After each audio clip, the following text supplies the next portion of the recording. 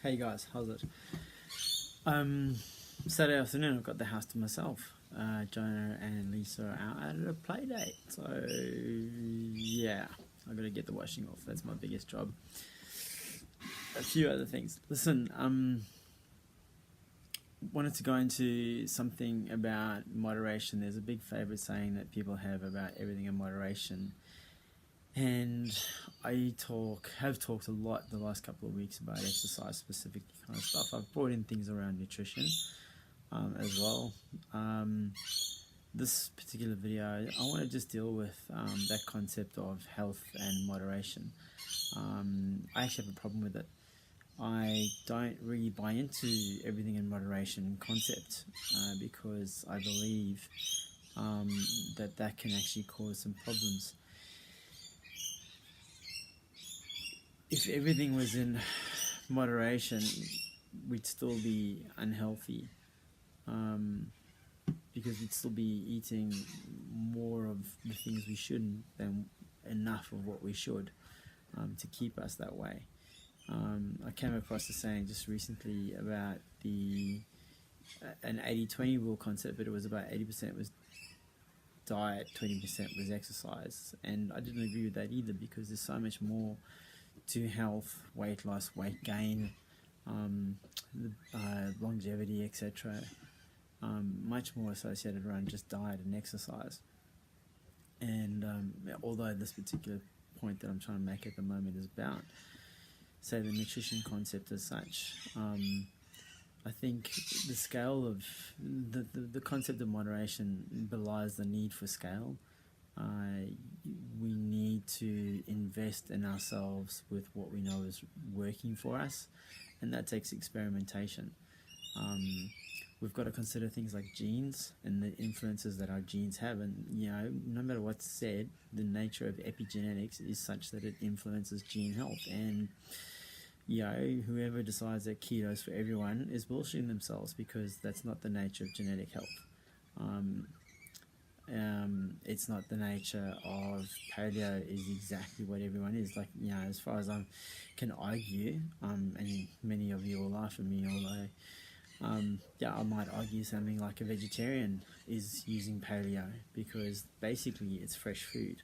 The concept of paleo in itself is to use what was available to those people in their environment right there and then. So, it's not just that it's all about meat, because that is a very big misconception if you want to really understand paleo properly. I think it's important to try find out things that do work for you, and to do that, you've actually got to invest time. You can't just, everyone's in a rush, everyone's trying to get somewhere in a real hurry. Be it training and an objective with training, or a certain set of jeans or bikini, or a t-shirt, or a weight load to pick up, etc. Everyone's trying to rush too much. Everyone's trying to rush their diets and bullshit themselves around the diets and yo-yo the concept of nutrition. Even today, when they go, it's this fantastic cleanse and cut down, and it's the 28-day challenge and whatever, like, there's the after effect as well. I think if you're going to try and look at nutrition, you've got to consider the fact that you're in it for the long haul, that you're not in for something for 4 weeks or 8 weeks or 3 months even to see what kind of results you're going to get out of that. You also have to keep a very open mind as to the fact that you might be different in a season to another season. You will have to experiment with that. You will have to find out about that.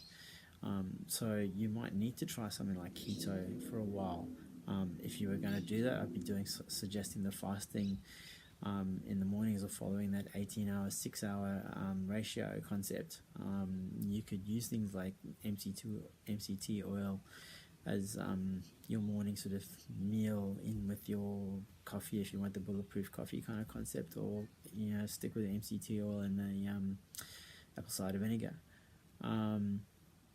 There's the paleo there. I do not suggest vegan and vegetarian, I will be honest with you. I know there's a couple of you that border on the vegetarian side of things, but you do eat things like the fish and the eggs. And if you delve into it, I think those have got other names to them. But anyway, at least there's a source of protein. Meals really need protein, carbs, and fats. There's ways to eat for people that are healthy, or don't have any underlying clinical issues, and then there's ways for people with clinical issues that need to eat that are slightly different as well. And these are the things that you need to discover if you get onto a diet or a diet protocol, be it keto, be it paleo, be it SIBO, be it whatever, high carb, low carb, high fat, low fat, whatever, okay, and it's not working. It's telling you that there's something else going on, okay, that you have to just accept that damn fact. All right, if your nutrition program is not helping you, it's either not for you or there's a bigger issue at hand that needs to be investigated. And then with that information, you need to start considering how you eat from there. With the nature of things like the genetic health side of things, and the epigenetics, our genes react to the signals we give them. If we give them bad signals, they're going to start switching on bad health type of reactions. If we give them good signals, they are going to operate as optimally as possible. In saying all that, that doesn't belie or mean that there's no sort of nature of something going wrong clinically or flying under the radar clinically. Gut health is a good example. That we all know that it's such a popular thing now, but so many of us have been talking about that since the early 2000s. So I think, guys, keep in context in your own minds about the fact that you have to apply yourself to something, and you have to apply yourself to it for quite a while. And I'm talking a year to 2 years of dedicated experimenting with something that is more sticking to here rather than a scale like that of different types of attempts. Okay, find something and work with it, and work within the boundaries around it, and see where you get to. That's my starting advice. There's more to go into with more specific questions. Thanks, guys.